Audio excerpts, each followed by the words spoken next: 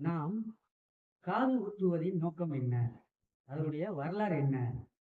மக்கள் என்ன கருத்து சொல்கிறார்கள்? ஏன் காது குத்துகிறோம்?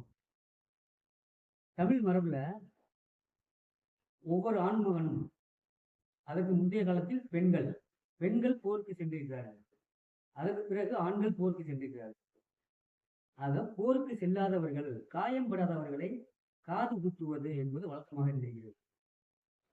கீறி புதைப்பது, முல்லை எடுத்து உடம்பில் கீறி புதைப்பது, நீ காயத்தோடு தான் போகணும் என்ற வரலாறும் இருக்கிறது.